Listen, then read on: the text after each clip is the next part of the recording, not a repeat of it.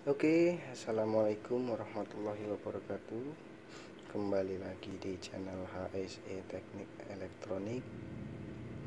Kali ini kita akan membahas yaitu cara kerja sistem pendingin.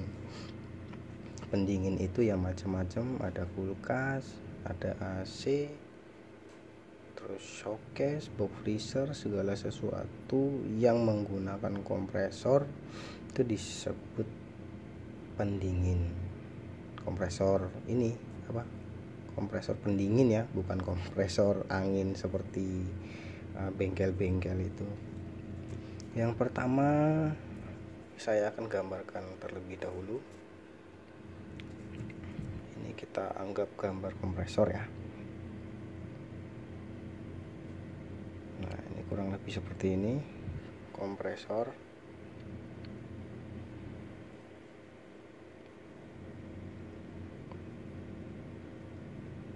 Tulisannya JOS. Kemudian di sini ada kondensor.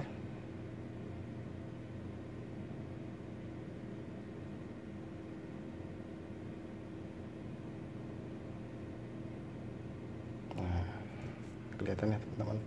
Terus di ujung kondensor ini ada semacam filter ya. Kita sebutnya filter dryer. Dari filter dryer ini ada pipa kecil namanya pipa kapiler.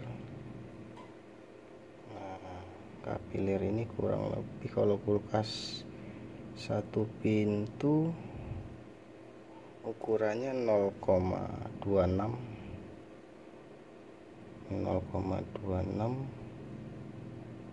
mm, panjang minimal 2 meter. Kemudian dari pipa kapiler ini ada namanya evaporator. Nah, kurang lebih seperti ini ya.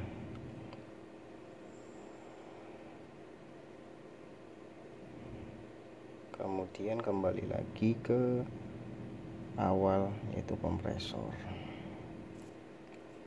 Ini evaporator.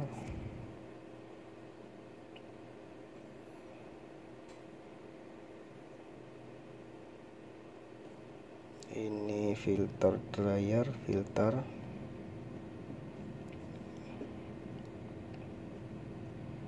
Kondensor.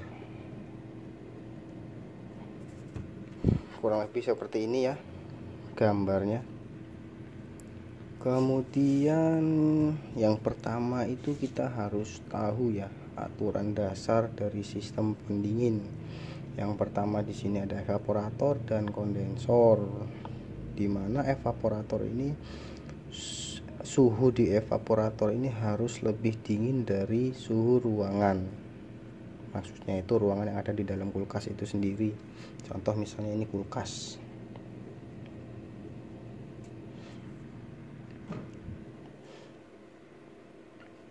Kemudian yaitu yang kedua yaitu kondensor, di mana suhu kondensor harus lebih panas daripada suhu sekitar.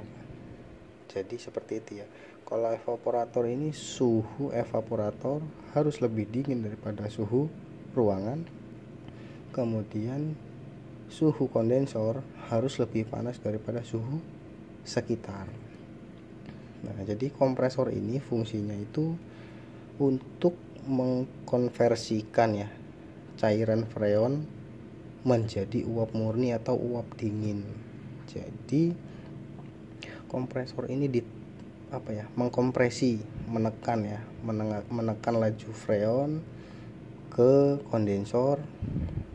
Jadi pada saat pengkompresian itu kan terjadi panas yang akan melewati kondensor ini, dan kondensor ini akan membuang suhu panas yang ada di dalam pipa kondensor ini untuk diteruskan ke filter. Makanya tadi aturan dasarnya itu di kondensor, suhu kondensor harus lebih panas daripada suhu sekitar. Kenapa? Kalau suhu sekitar lebih panas daripada kondensor ini, itu proses pendinginannya tidak akan sempurna, tidak akan dingin tapi tidak sempurna. Jadi bisa disebut sebagai penukar panas gitu. Kemudian di sini filter, dari kondensor menuju ke filter. Fungsinya filter ini apa? Yaitu dia menyaring freon atau menghilangkan kelembapan pada freon yang mungkin terjebak di dalam ini. Jadi semungkin bisa dikatakan sebagai freon trap ya. Jadi dijebak di sini biar tidak mengganggu proses pendinginan di pipa kapiler ini. Setelah melewati filter, di sini ada pipa kapiler. Kalau pada kulkas, umumnya kulkas dan AC sekitar 1 atau 2 PK itu menggunakan pipa kapiler. Tapi kalau di atas 2 PK biasanya menggunakan katup ekspansi. Karena kita membahas kulkas, jadi kita membahas pipa kapiler ini. Jadi di kulkas itu menggunakan pipa kapiler yang kurang lebih ukurannya 0,26 mm dengan panjang minimal 2 meter. Kenapa kok pakai pipa kapiler ini yang ukurannya yang lumayan kecil, bahkan bisa dikatakan sangat kecil? Jadi seperti ini teman-teman. Freon yang ditiupkan ini kan suhu panas. Jadi proses pengkonferensian freon dari cair ke gas. Jadi secara tidak langsung itu mengkonferensikan fluida cair menjadi gas. Posisinya suhu panas yang ada di kondensor ini akan ditekan kurang lebih sekitar 8 bar,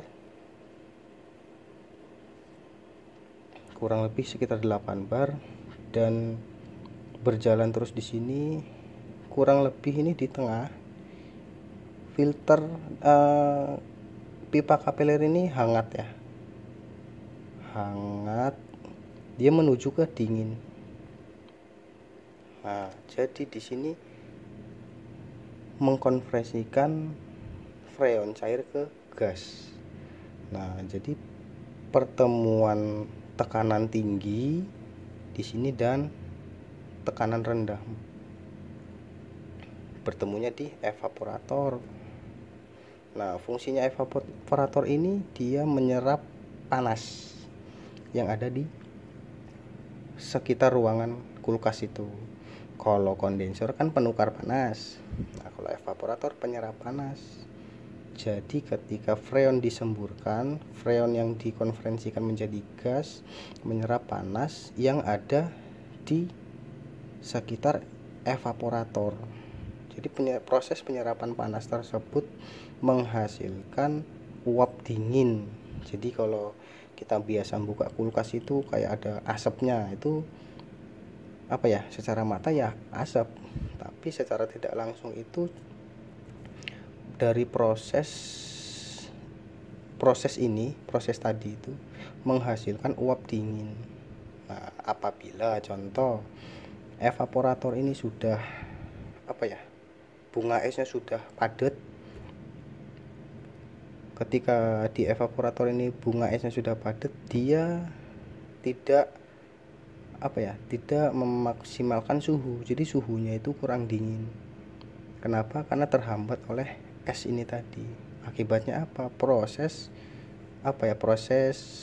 sistem pendingin ini tadi dia tidak efisien.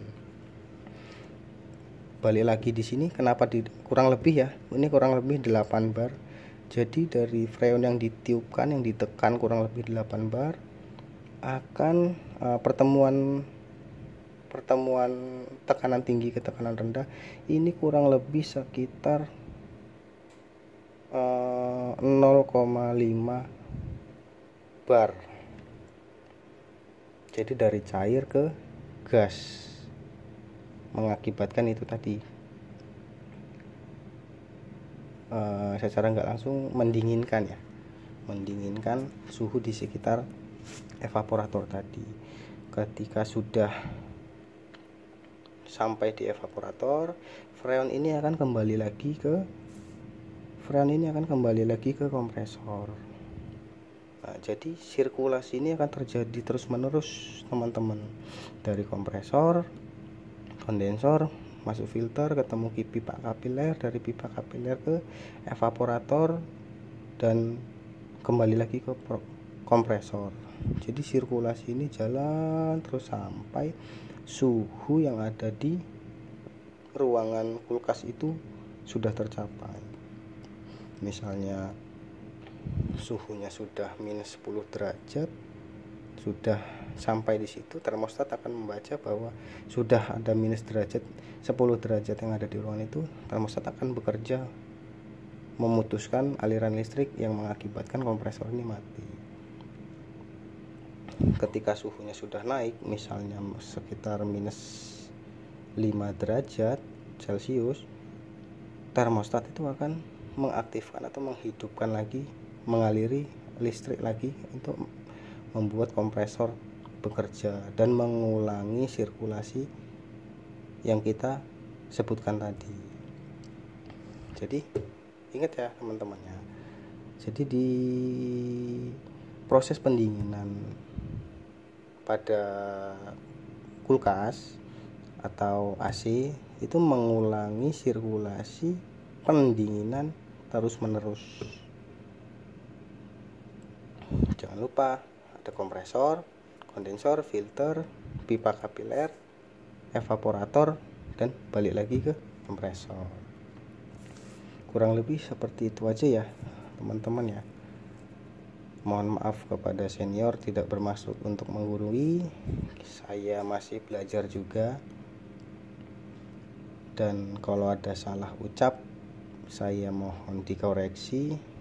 Jangan lupa di komen, di like, dan di subscribe channel HSE Teknik Elektronik.